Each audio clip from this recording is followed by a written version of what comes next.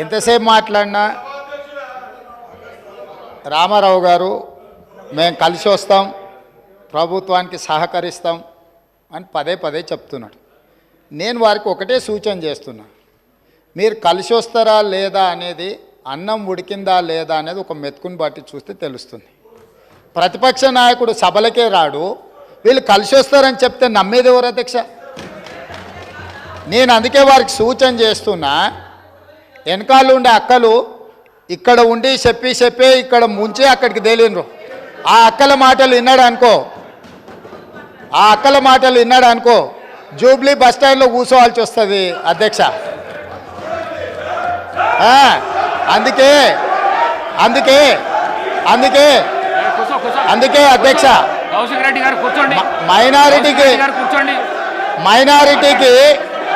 మైనారిటీకి మంత్రి ఇవ్వలేదన్నాడు.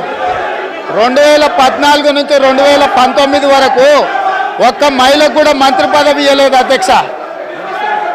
5 సంవత్సరాలు ఒక్క మహిళకు కూడా మంత్రి పదవి ఇవ్వకుండా ఈ ప్రభుత్వాన్ని, ఆనాడు ప్రభుత్వాన్ని నడిపి ఈ రోజు వచ్చి మైనారిటీలకు ఇవ్వలేదని ముసలి కన్నీరు గారుస్తారు అధ్యక్ష.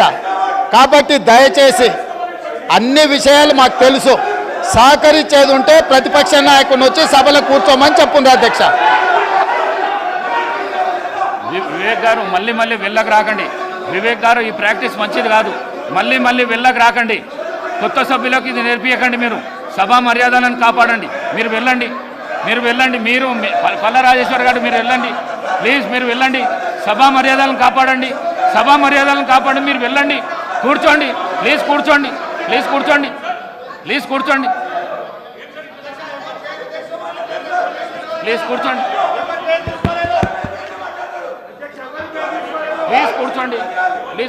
నేను గౌరవ ప్రతిపక్ష శాసనసభ్యులు అందరికీ కోరుతా ఉన్నాను. గౌరవ ముఖ్యమంత్రి గారు మాట్లాడుతూ ఉన్న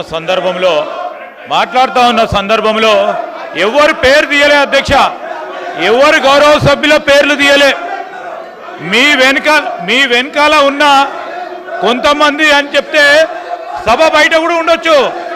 రాజకీయ పార్టీ పరంగా ఉన్న చాలా మంది వ్యక్తులు ఉంటారు, వారందరినీ కూడా నమ్ముకోవద్దని ఒక సూచన ఇచ్చిండ్రు, సలహా ఇచ్చిండ్రు.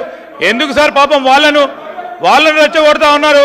వాళ్ళ పేర్లే తీయాలి, వాళ్ళని కావాలని రెచ్చగొట్టి ఈరోజు మంచిగా నడుస్తూ ఉన్న సభని వారి గురించి మాట్లాడలేదు, వారి పేర్లు తీయలేదు. వాళ్ళ పేర్లు తీసిన అధ్యక్ష, ఇప్పుడు వాళ్ళ పేర్లు తీసిండ్రా సార్? మేము అడుగుతా ఉన్నాం, వాళ్ళ పేర్లు తీసిండ్రా? ముఖ్యమంత్రి గారు వారి పేర్లు తీసిండ్రా?